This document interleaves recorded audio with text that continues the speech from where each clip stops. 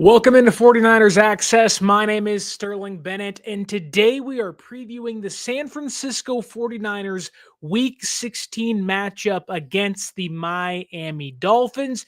It is the battle between 6 and 8 teams that are somehow still trying to make the playoffs, hanging on by that very, very, very thin thread. I think as of right now, the Dolphins have an 8% chance to make the playoffs, whereas San Francisco has under 1% chance to make the playoffs this year. And I'm sure you're like myself, because I'll be honest with you, I didn't want to do this. I'm sitting back like, do I really even care? Is the season lost? Why does it even matter?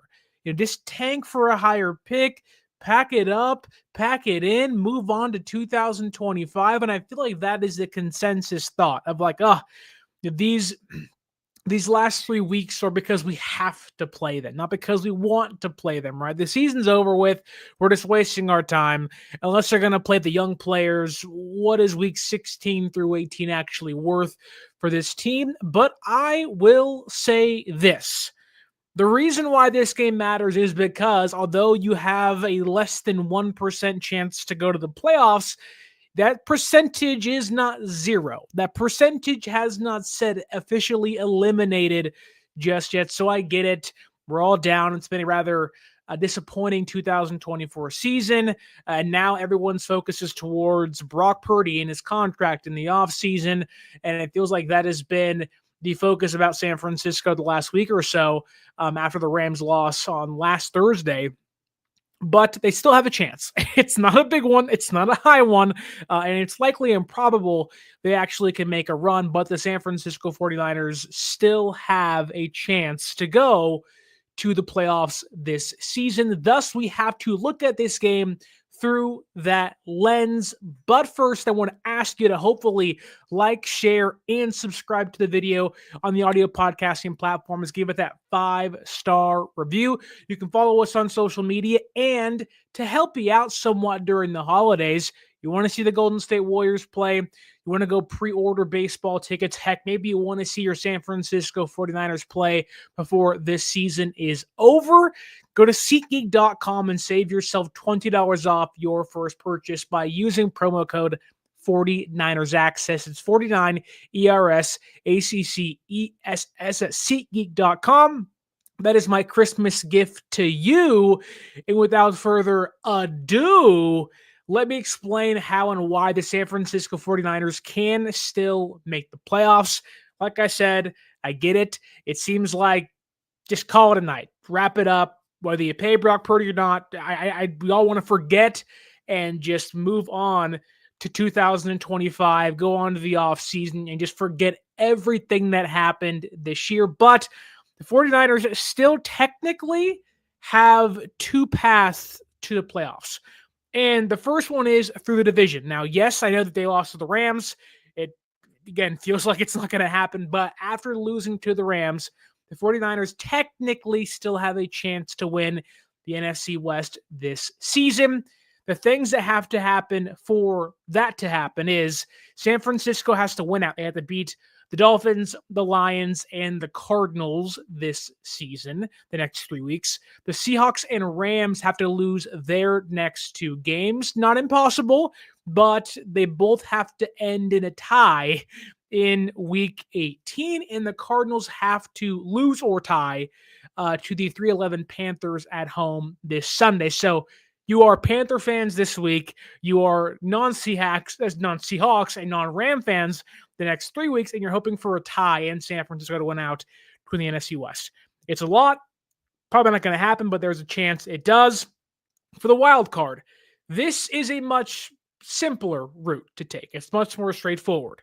The Niners have to win out. The Commanders have to lose out. The Cardinals have to lose this Sunday against the Panthers. The Rams must lose out, and the Falcons have to lose at least 2 of their next 3 games. So much more straightforward, much clearly wins and losses, whereas the division is a couple wins and a couple ties, and it just gets confusing, where the wild card still seems like if they can make the playoffs by the percentages, that is the most probable outcome if it actually does happen. But you have to take care of business this Sunday. You have to beat the Miami Dolphins this Sunday. The Dolphins are in a kind of similar situation to San Francisco, both teams 6-8, but unlike San Francisco, who has been decimated by injuries on their fifth string running back, it seems like this Sunday against Miami in Miami, the Dolphins didn't have Tua Tagovailoa for a few weeks. They didn't have their quarterback, which kind of ruined their year. They had Skylar Thompson, Tyler Huntley, and somebody else was in there for a hot second. I'm forgetting, but it was gross. It was bad. But now Tua is back. They're trying to kind of piece this thing back together towards the end. Unfortunately, the Dolphins don't really like.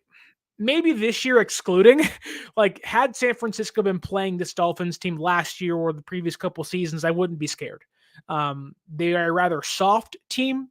You can tell the offense really doesn't have any grit to it, albeit this year for San Francisco, neither do they. But this Dolphins team, like coming from that 2023 and 2022 Niners mentality, they're a very soft team, the Dolphins are. They have Tyreek Hill and they have Jalen Waddle and Tua Tagovailoa. Like it's a very finesse and speed kind of offense. They want to get behind you. They want to be able to beat you in space. They're not going to run. They're not going to go in the tackles and play this physical style of offense. I get they run a similar scheme with Shanahan and McDaniel, but the way they go about it is very, very different. This offseason, they lost so much defensive talent. It really is kind of this team looks like kind of the bare bones of last year's Miami Dolphins team. So that's why they're 6-8 on top of the injuries they've had. But I do think they're soft mentality wise. You can tell that the Dolphins, like of the AFC teams, you have the Ravens and you have the Steelers, you have the Chiefs, you even have teams like the Broncos and the Chargers. They really just don't fit in. Like those are going to be playoff teams. And even the Bengals, who aren't great on defense, even their offense is tough. Like they're throwing the football around, they beat you in your space. They have Jamar Chase, and like they have an explosive offense that can beat anybody. The defense is just terrible. Whereas the Dolphins are kind of like if we can get hot, if we can hit one or two plays a game, we'll feel pretty good. Tua's not having a great season. Maybe that's the concussions. Who knows? But there really hasn't been a rhythm that has taken place in Miami this year, which, funny enough, again, feels very much like San Francisco. Both teams, similar schemes, players from both sides. Like Chris Forrester, San Francisco's offensive line coach, was in Miami. Obviously, Mike McDaniel and Raheem Mostert and others are in Miami now. And obviously, San Francisco has Chris Forrester and company here. There's so many similarities and carryover that this is going to be kind of a mirror image of each other on Sunday. Like, okay, is it going to be the old grizzled veteran head coach or this young kind of up and coming, I guess you can say like run game coordinator? I don't want to call him a genius, but kind of a protege, if you will, in Mike McDaniel. Who betters the other? Who gets the best of each other? And these teams have met before, albeit in better circumstances. Think back to 2022. The Dolphins are in San Francisco, or I guess Santa Clara, and Jimmy Garoppolo gets hurt. Who comes in? Brock Purdy. The origin of Brock Purdy's incredible story begins against the Dolphins 2 years ago, and it'll probably be nothing at the end of time, but with their season, again, still somewhat on the line, you have to win the next 3 games. It is ironic you played the Miami Dolphins, this time in Miami.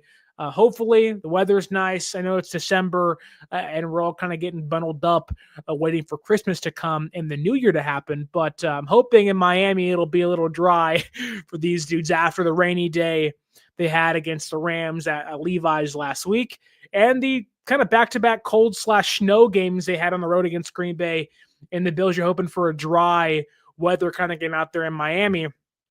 That said, you really only have to focus on a few players on Miami's offense. The first one being Jonnu Smith. I know you're probably like, who? Who's that?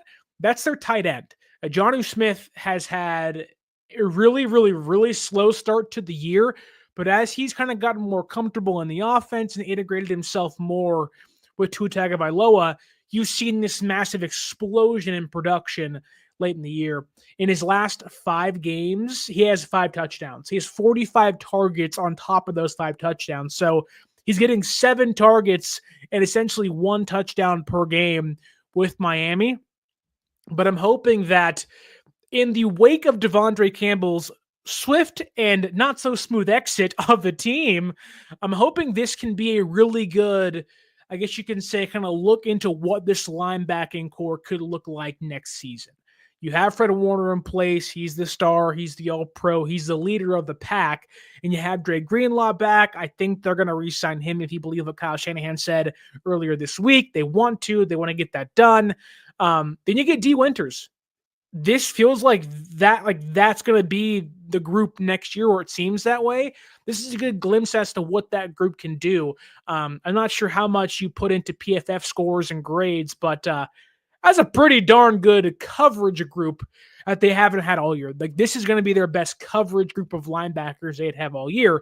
And the great thing about this is hopefully Greenlaw's body can hold up for the entire 60 minutes, but you're getting a group that can really erase the middle of the field and cover tight ends and cover receivers, almost unlike any other group of linebackers in football. Obviously, Greenlaw's working his way back, and Winters is young, but this can kind of be that next iteration of Warner, Greenlaw, and Shire if Winters can continue to progress and kind of show some growth in that third linebacker role. And thankfully, with Devondre Campbell gone, I wish he would have quit 2 months ago. That Band-Aid's off. Like, here we go. Like, we are starting the young guy and the 2 incredible veterans next to him. I can't wait to see what they can do. They're going to be running around the field all day long, especially because the Dolphins are going to use Tyreek Hill and Jalen Waddle and Devon Achane and all the speed they have. They're going to see, like, the linebackers become so important into what a defense does against the Dolphins, whether it's screen passes or just kind of short yardage stuff. They want to get the ball into the hands of their stars and let their speed work its magic. And that's where your linebackers come to play and come into factor. I cannot wait to watch Warner and Greenlaw and Winters hopefully take this game over with and erase the middle of the football field, and also limit what the Dolphins can do offensively with their stars and their speed. This is why you go get Winters and draft him and hope to play him in year number 2.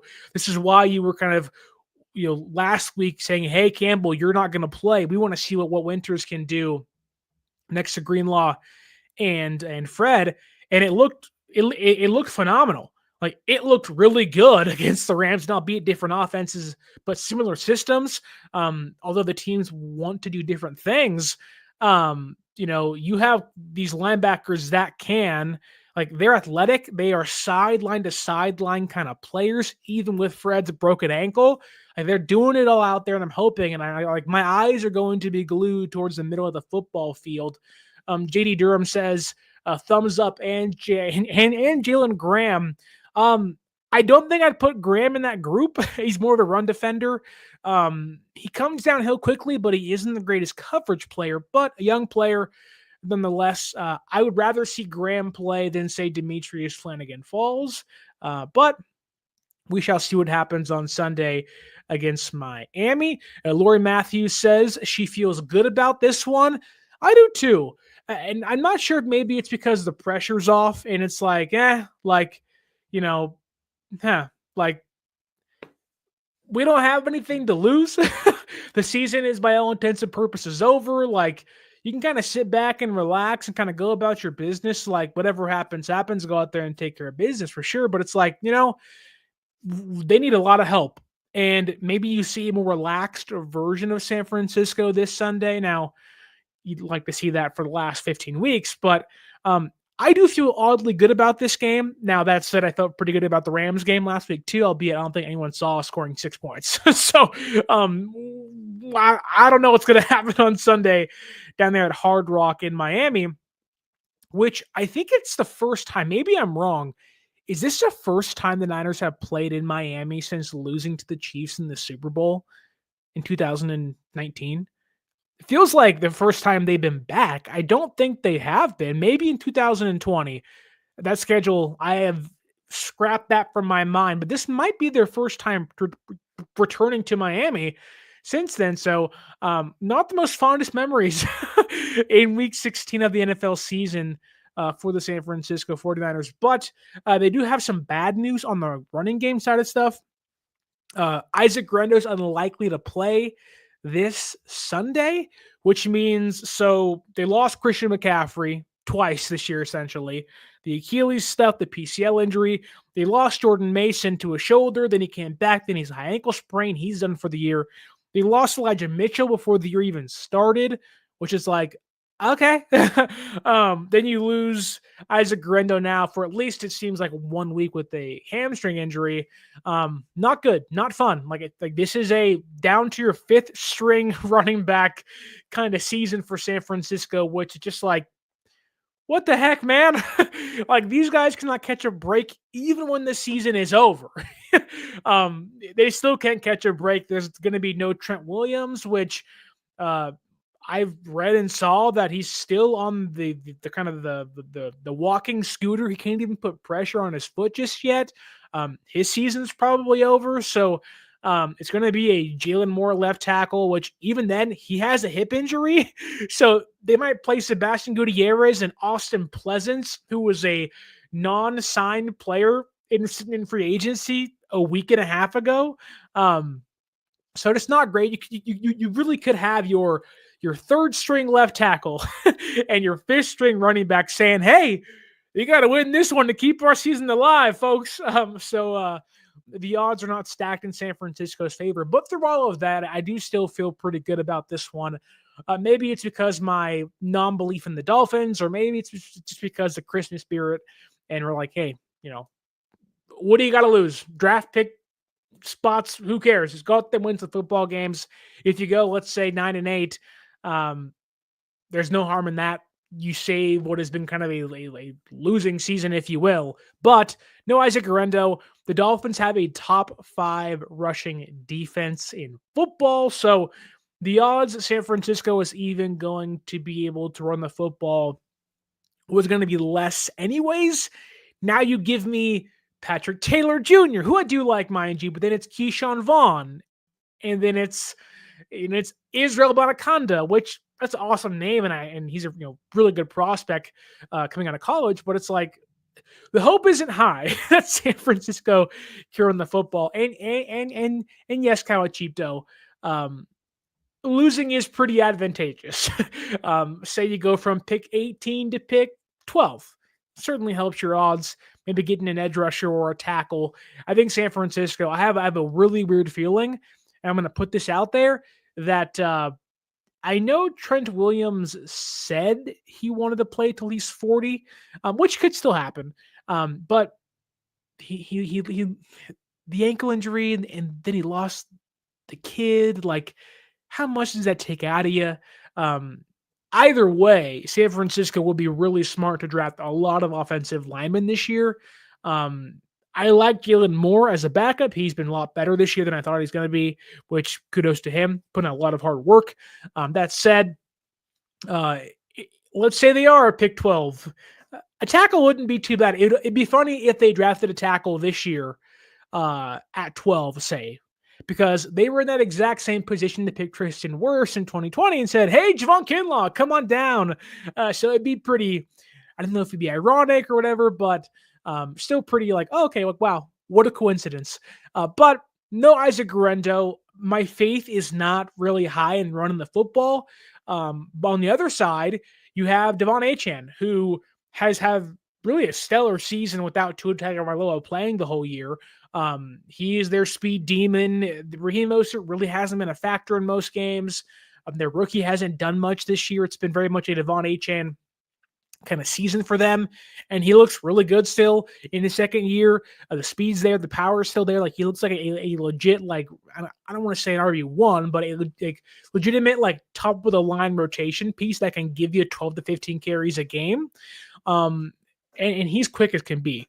They do things with him where it's end arounds, obviously it's screen passes, but you get him in space, you ain't gonna see him again. And for the Niners, with Hufanga back and Greenlaw back, the run defense in one game, mind you, has looked 10 times better. It took Kyron Williams of the Rams, almost 30 carries to hit 100 yards last week. It's pretty good. Pretty good run defense. That said, this is a different offense. It's built on speed. And whether it's Hufanga, Mustafa, Tarvarius Ward, Bernardo Green, Lenore, or Jair Brown, this is a team you have to be you cannot give this Dolphins team space. Like your tackling has to be, on point the whole game. If it's not, good night. Because you give them space, they are going to run wild on you. Their offensive, their offensive output on the ground is not great, but it's a team where it's like the offensive line's banked up. They're not going to move you around defensively. But if, let's say, we've seen in the last month or so, Jair Brown doesn't contain the edge, or Mooney Ward, who's played better the last couple of games, doesn't contain the edge, or misses tackles, or doesn't fill their gaps and their voids, you're going to let those speedsters get outside. And if they do, you're going to be in for a world of hurt against Miami on Sunday. So it's really imperative this Niners secondary contains the edge, plays it in front of you, and do not let these guys get into space. If they get into space, it's like a freaking roadrunner. It's just who can get to the end zone the fastest. These guys are quick. I know the offensive numbers don't say that. They're not great, but that speed is still in there in the offense. And they are almost fighting for more of their playoff lives compared to San Francisco. Like, they are sitting there like, yeah, we're 6-8, but the Broncos just lost against the Chargers tonight.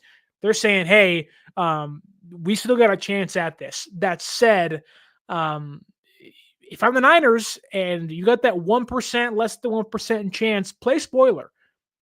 Beat the Dolphins, knock them out. Beat the Lions. That's a very tough task. I know that, but beat the Lions, move them from the 1 seed to the 5th seed. Wouldn't that be something?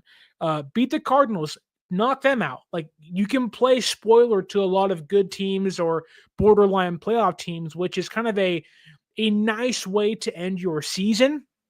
Although, Kawachipto, yes, you are right. Losing does certainly help your draft stock, which isn't a bad thing to have or want after a year like this.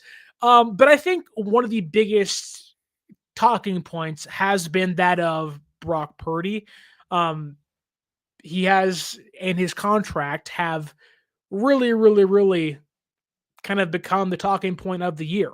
Or at least the last week and a half or so. It'll filter out the entire offseason. There's rumors, or there's at least conversations of Sam Darnold could be a fit, which, okay. Kirk Cousins got benched. Could he come back to San Francisco? And it's like, he's almost 40 off an Achilles injury. Not like I have a strain, a completely torn Achilles, and he's looked terrible in his last 5 games, 9 interceptions. Like, completely tanked the Falcons' playoff chances. So that said, this is a massive game for Brock Purdy. In the midst of all the conversation, the talk, which some of it's fake, mind you, like, the Niners have overwhelmingly stated that Brock Purdy is their quarterback. They're going to pay Brock Purdy, but how much has yet to be indicated, how much has yet to be defined.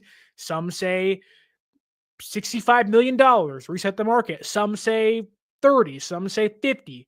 It's all really about how he finishes the year out. And obviously, like, we cannot have recency bias on this. Like, what Brock has done the previous 2 seasons doesn't go away because of one bad year. Like, we watched CJ Stroud take and turn over the entire AFC. Who's this guy? He's the next Mahomes. He was great last year. But now this year, it's not been a great season. He was good early. It's kind of started to kind of trickle down, and he's kind of tailed off towards the end. Albeit they're going to go to the playoffs. He hasn't been the same guy. Does one great year and one bad year offset? No.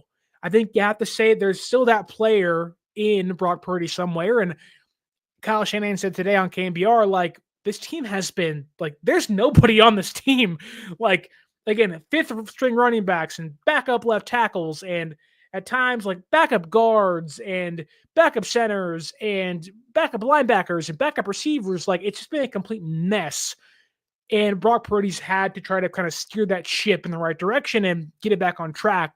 but we have so many moving pieces, so many repairs that have to be made throughout the year. It's almost impossible. Now, I'm not forgiving Brock Purdy on some mistakes he's made. The Rams game wasn't his best, whether it was the rain or just poor decision making. He wasn't great. I want to see him bounce back. This is a great game where, out of the rain, hopefully in Miami, to a dry place against a relatively good defense. I don't think people realize, because Miami's 6-8, their defense has actually been really underrated. And again, they lost a ton of people this offseason. Their entire defensive line was just decimated by injuries and guys leaving in free agency.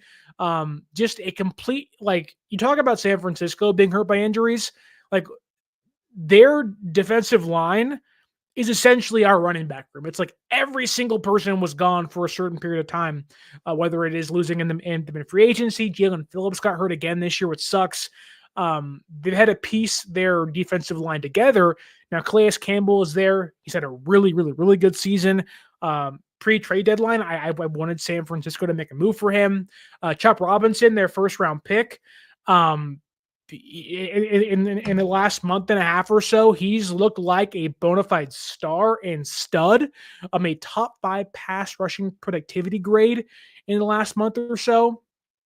And like, they're piecing things together, kind of trying to salvage this year, but they really don't have a cohesive unit. Like, they have Jalen Ramsey, and Javon Holland is phenomenal on the back end, and Kendall Fuller, but the linebackers, like, it's Jordan Brooks, and you don't really trust them. Like, they somehow have been able to find a way to put this thing together. But I do want to see Brock bounce back, because you can put a lot of people at bay. You come out there and you beat what has been thus far a top 10 defense in football in the Dolphins.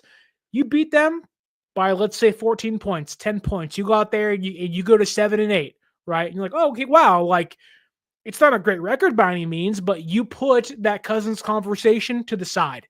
You make that Sam Darnold conversation at least pause for a week or so, and you open yourself up for the potential to could put both those conversations to bed once the season's over with. Like Lori Matthews says here on the YouTube chat, I'd like to see Brock Purdy bounce back too. I certainly wouldn't replace him with Darnold or Cousins.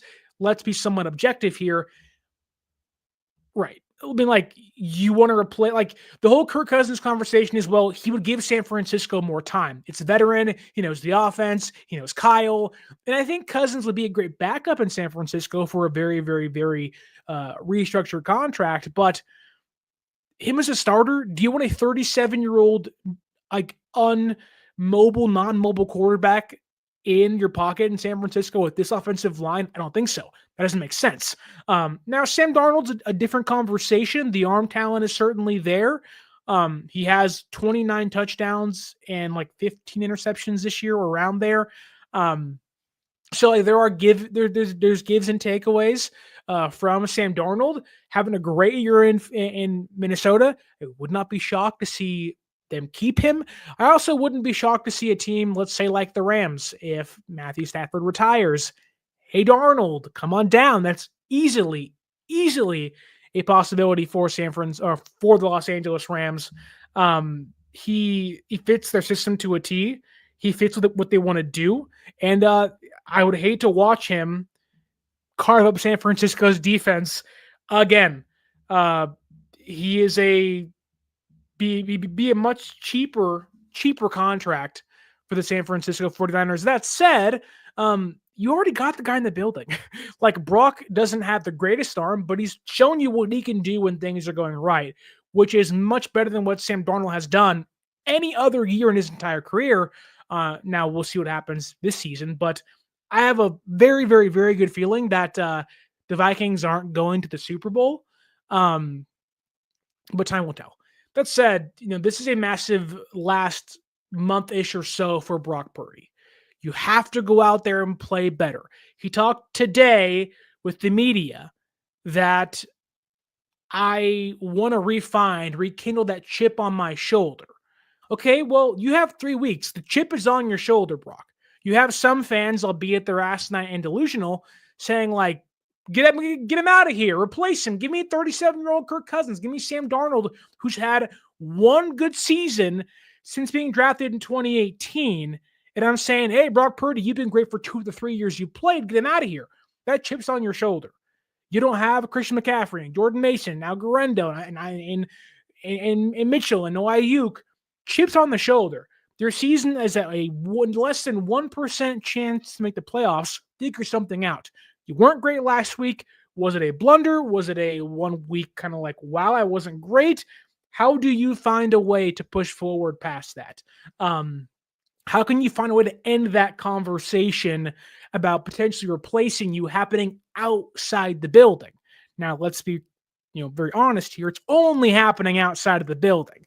Now, I think San Francisco understands that, hey, we have to find a way to keep this thing together and make some tough decisions, but I don't think there is any inkling of not being committed to Brock Purdy in the building. That said, you want to put that conversation to bed on Fox Sports and ESPN and on some Niner YouTubers channels, beat the Dolphins, play good against the Lions defense, and beat the Cardinals. End this season on a high note, and I think they can. The Dolphins, have a top 10 red zone defense. Can you find ways to get in the end zone against Miami? Like, you somehow salvage your year and you look like yourself last year, or at least show a semblance of that. Like, imagine a version of Brock Purdy against the Bears the final 3 weeks of the season. Like, okay, fine. Like, that's not like, that is not out of possible. Like that could happen. Like, Purdy has looked at times phenomenal, other times not so great. Can you find that middle ground and be who you were, a part of what you were last season? And look, the Dolphins may not have the best defense. They are top 10, but they have Javon Holland, a heck of a safety that'll probably set Talanoa Hufanga's market for him. They have Jalen Ramsey, Kendall Fuller. They have some pieces in place on that secondary, and unfortunately, a lot of Brock's poor play has come against man coverage. It's been defenses kind of betting and gambling on the Niners receivers not being able to separate. But for Brock, it's about hitting your throws. And I think for Purdy this year, when he talked today in his post or pre-practice press conference, he said there has been times where I have been trying to play too perfect. Well, we've talked about for a long time here on the show of, like, you want to see Brock Purdy be that gunslinger, right? You want to see him take risks and chances. I was looking at his numbers today on PFF, and last year he was top 10 in big time throws in regards to percentage of his throws being big time throws and how many big time throws he took. I think last year was like 5%. He had about 32 big time throws last year, which that just means it's a throw usually down the field or into a tighter window. This year, he's like in the 20s on both of those categories. And a lot of that is guys aren't getting open. He can't even trust guys to get open.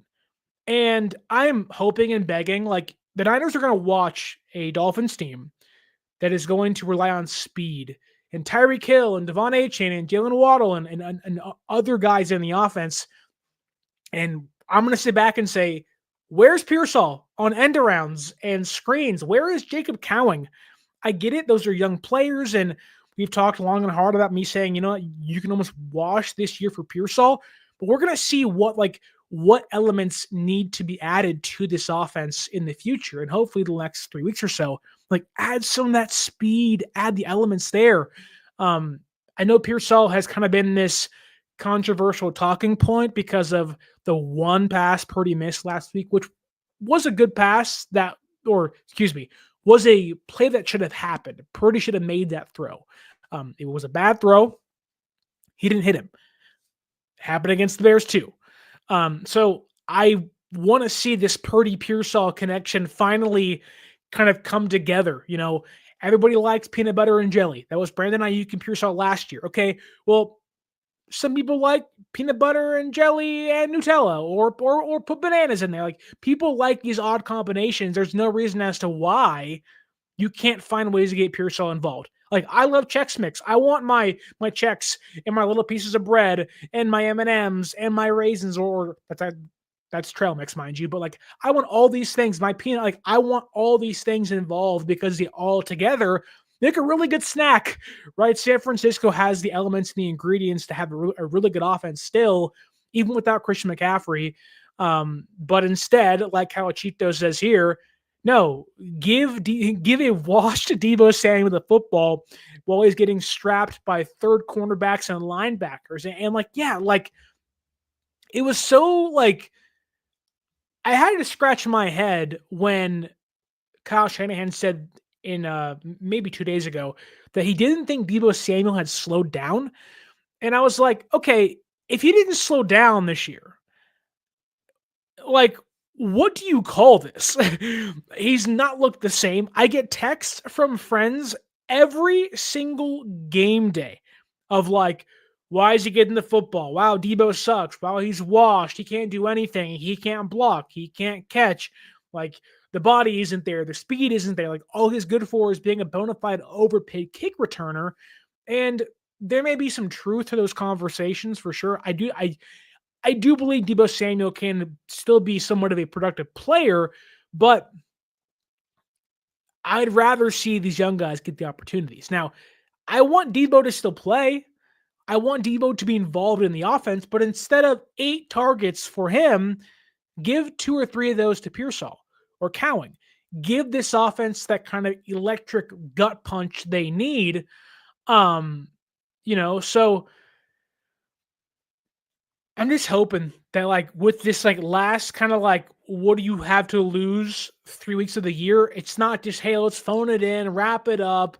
Let's just kind of call it a day. It's almost the holidays. Season's almost over. Let's just get through to the end. Let's have this kind of senioritis mentality. And it's like, no, like, you don't have to innovate. You just got to put in the plays. Like, we saw end arounds, albeit it was an accident, to Pearsall against the Cowboys. He ain't seen that since. Like, these guys run 4-3, 4-4 for a reason. Why are they not being used? There is this, like, watching the Dolphins and Niners be in very similar situations, both 6-8, both less than 10% to make the playoffs, both teams playing different brands of the same scheme. One is we're going to ground and pound and grind you down and be physical. The other one is we're going to be quick and finesse. And it's like, what would make both of these offenses incredible and way better is if you combine the two. And San Francisco, unlike the Dolphins, has the pieces. Now, some of those guys need more time. Pearsall, Cowing, Guerendo, and got to get healthy with McCaffrey and Ayuk. But they have the pieces. Like, the Dolphins do not have the pieces to play a Niners brand of football. San Francisco has the pieces to play a Niners brand of football, but also play a speed finesse game like the Dolphins do. And I think the hope, at least, was when they drafted those guys in this past year's draft, was to let's kind of converge and merge these two offenses together in some way. But I want to see that. Like, I know it isn't just we'll put Pearsall in. Well, he has been in. And I'm not in the business of force feeding people passes unless it is George Kittle, because Kittle's been otherworldly this year. But in regards to the conversation that Brock Purdy and the offense, like, this is a massive, like, not a test, but it is like a massive, like, you want to talk about chip on your shoulder. You want to talk about having an honest assessment of your season and, like, hey, like, I haven't played great. Like, I got to be better. Like, I have to stop playing so perfect and playing more free. While those things sometimes are hinged on your receivers getting open in man coverage, sometimes, like, playmakers make plays. And we've seen now Purdy with his legs, but your quarterback, you have to make plays with your arms. I want to see Brock play safe and be that gunslinger. But like I said early in the year, I'd rather you be a sniper than a gunslinger, where you are calm, cool, and collected. But when you see the opportunities, they may not be 10 times a game, but it's once or twice, 3 or 4 times. You see your shots downfield at the right time, take it. On 1st and 10, take it. On 2nd and 4, take it. Like, you can find yourself in these manageable spots to still be this creative quarterback and make plays with your arm. But that's the issue with Brock so far this year. The arm really hasn't been there. And he said he isn't hurt, which, okay, we'll take it at face value. But if you're not hurt, then play better. And I'm hoping this next kind of month or so puts the injury stuff to bed, puts the quarterback controversy to bed, because it is all drawn up by people either looking for clicks or just saying, wow, what a down year, and not looking at the entirety of the picture. Like, I guarantee you, and I know it isn't an excuse, I am someone that firmly believes a franchise quarterback um, should be able to pick up your team and at least get you somewhere higher than 6-8. Brock has had the opportunities against the Rams, against the Cardinals early in the year to be the franchise quarterback, the superstar, the elite guy, and he hasn't done it.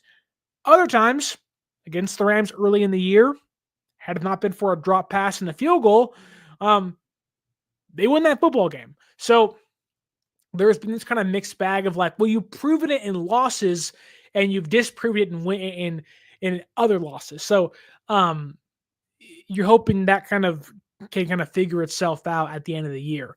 Lori Matthews says here that she'd feed Kittle and Jennings all day. Both are physical and can impose their will on the defense of the Miami Dolphins.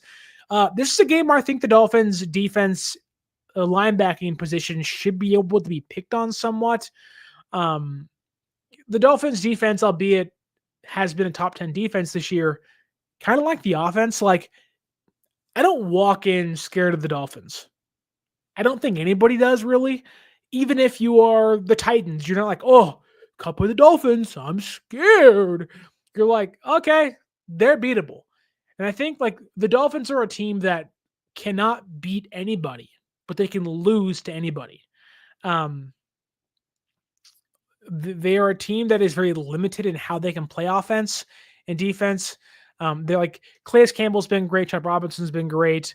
Holland's been great, but like Jalen Ramsey really ain't that dude. Like, I don't know about you, but I know we talked about Deebo Samuel being washed.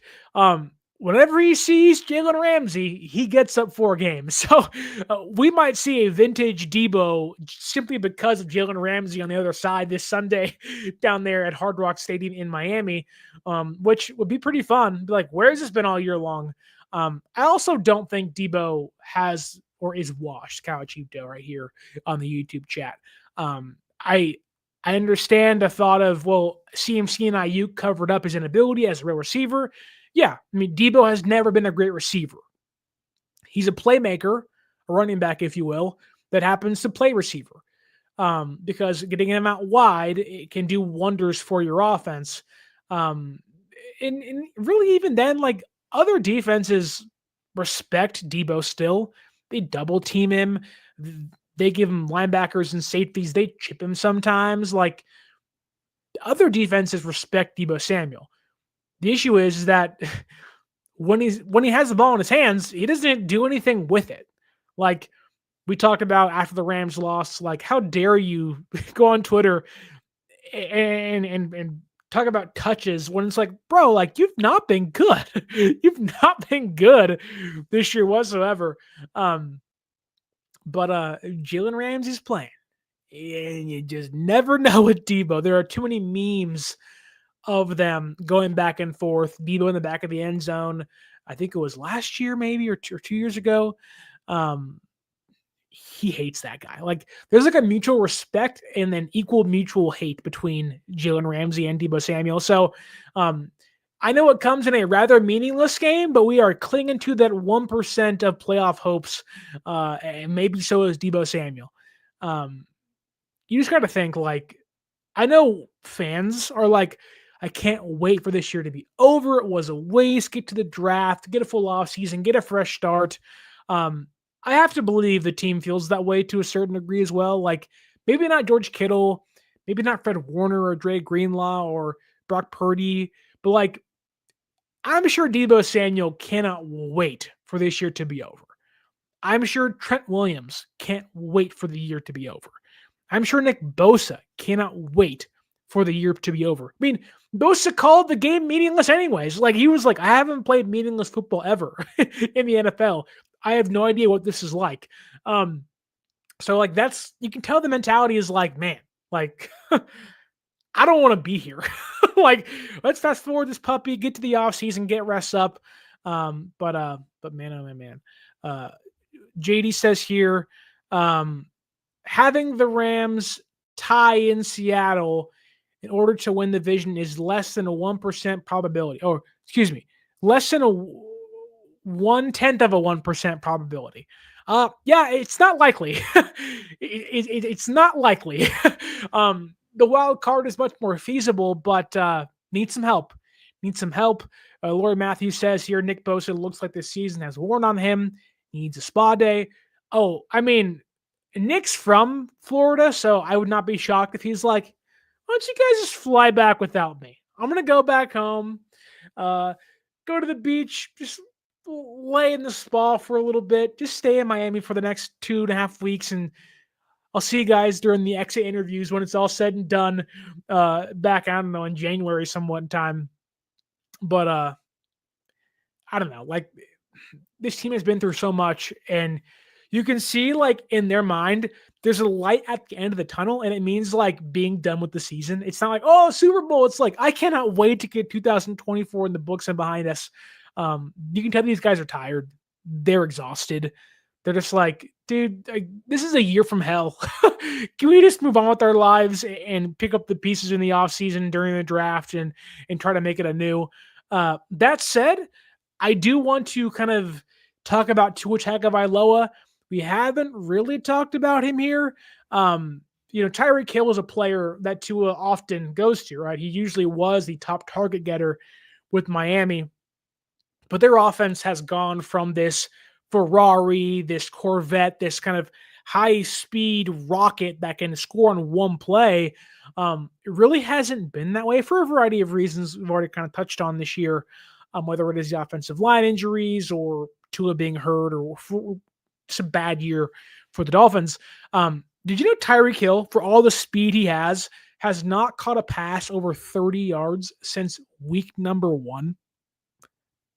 Yeah. Week number 1.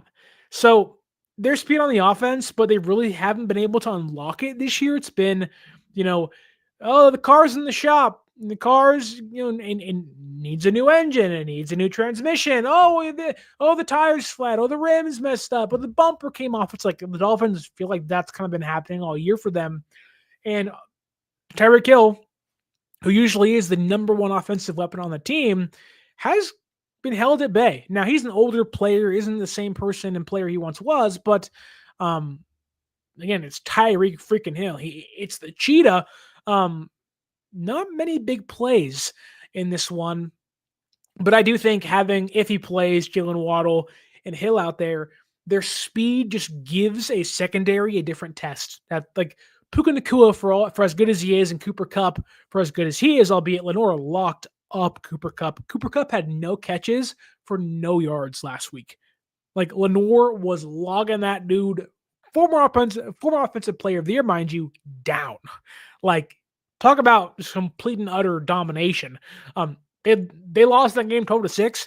It was not because Lenore was not cooking Cooper Kupp on defense all day. But the Dolphins, I think, unlike other teams, have the ability to get behind you at a more consistent level. And I think for a secondary that has Hufanga and Jair Brown, who are two slower safeties, but also have Mustafa back, who's a rookie safety, it's a really good kind of test and assessment as to see, okay, where are you back, or where your coverage skills against a faster receiver like Hill or Jalen Waddle. How do you react? How do you play? It just kind of gives you more of a picture as to, or more of an insight into them as players, right? I want to see, I know Lenore can cover these guys. Travis Ward can cover for the most part these guys. But Bernardo Green, this is your first time covering Tyreek Hill and Jalen Waddle. How do you rebound? How do you cover guys with this kind of speed? It's a different test for the secondary. They haven't had this all year long. No other team in the NFL has this kind of speed. not the Chiefs, not the Cardinals, not the Patriots, not the Jets. Like nobody else has it. Not the Rams. Even the Bills don't have this. The Packers, although the Packers of most teams probably have it more than most teams, don't have this. So a different test. Like my eyes are going to be on that kind of back seven, if you will, of the defense. Warner, Greenlaw, and Winters, and then Mustafa, Hufanga, Brown, whoever's playing, and then Green and Lenore, um, and Travis Ward. Like that is going to be the matchup. How does this defense handle speed? And also, if Nick Bosa doesn't play, which I know he practiced yesterday, but then didn't practice today, so I'm not sure if it's kind of a one day on, one day off leading up to Sunday. Not sure if he had a setback. I'm sure we'll hear tomorrow from Kyle Shanahan, but not entirely sure. But if there's no Nick Bosa, how do you find ways to get to the quarterback? Tua is not a mobile quarterback. And because of the concussions, he's been less mobile now, to his credit, albeit maybe his detriment. He don't mind getting hit. And I'm not saying hurt the guy, but you are going to have an opportunity because Tua does not play football in the smartest way to hit him. And there is a genuine fear in me that Dre Greenlaw running 110% like might legit kill Tua Tagovailoa. Like it's not going to be on purpose, and it's not going to be, what we all want to see, but like my goodness, I just know an amped up Dre Greenlaw is uncontrollable at times. He is the Draymond Green of this team at times. And when he sees red or he gets in his road rage, he just goes nuts. And it's not intentional to hurt somebody, but like you have a player like Tua where you're just like, oh, like there's a history there with the injury, and you're just hoping like, wear the Guardian cap, dude. Like, please wear the Guardian cap. Like, I want to see you be able to live a happy life. But Tua is still having an odd year. He's not seeing the field the same way. There was a really great play against the Texans last week where Derek Stingley, was it Derek Stingley? I think it was Stingley, where the Dolphins run this play and Stingley jumps the route, drops the interception. Like the next drive, run the exact same route. Stingley jumps in front of it and gets the pick. And it was like, yeah, like it was either Bullock or Stingley, either one of those guys in Houston. Both are pretty good players. But it's like Tua's just not seeing the field the same way. And we have seen a steep decline in takeaways this year from the San Francisco defense. I think that's a Funga thing. I think it's dropping 3 interceptions against the Rams last week thing. But I think San Francisco intercepts Tua Tagovailoa twice this Sunday. Like he's going to force up there. Like if you make the Dolphins play from behind, while they're not going to give up, you are going to see Tua force throws. And in an odd way, like you're almost begging Tua to be this $50 million game manager at times. And I just don't think he has that in him. I think he is much more a risk taker, a gambler. He wants to push that ball down the field. And I think San Francisco could be in a good place to get some takeaways finally. Like turn a game on its head, get takeaways. And I don't know about you. The more times I get to see Brock Purdy in the offense on the field, the better. You cannot stall out on every single drive in a football game unless you're playing the Rams, obviously, on Thursday Night Football. But I want to see Brock Purdy have the ball in his hands with ample opportunity to bounce back. I want to see Patrick Taylor Jr. and Israel Bonaconda and Keyshawn Vaughn. I want to see Pearsall and Cowling. Like, I want to see this team merge the Dolphins and Niners mentalities and offenses together in this last 3 weeks. And what a better time to do that than in a game like this when you're playing the Miami Dolphins.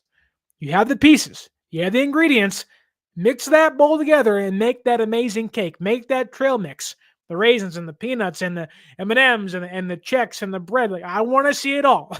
You have the ingredients. Let's figure it out. Laura Matthews says here, so good to have Dre Greenlaw back out there. I hope they find a way to keep him. He plays the way old football players used to play. The old school football players, mind you. Yeah, like, well, I'm 28 years old. When I think of like hard nosed smash mouth football, I think of the Ravens and the Steelers in the mid 2000s when it was Big Ben, it was Joe Flacco, and those guys just went toe to toe. Ray Lewis, Terrell Suggs, Cam Hayward, Larry Foote, Paula Malu, Ed Reed, and it was in a holy not. Like, it was just it was James Harrison, and all those guys were just like every play is 110 miles an hour. Every place I'm gonna take your head off. I hate the guy across from me. While I don't think the hate is there from Jay Greenlaw, he certainly wants to take your head off every single play. And he is that throwback kind of player. And I think it's a player that you can't afford to lose. You have to re-sign Dre Greenlaw this offseason. I think they're going to, like, him and Ufunga are the two guys where you're like, you have to come back. Like, this defense has shown what it looks like without you.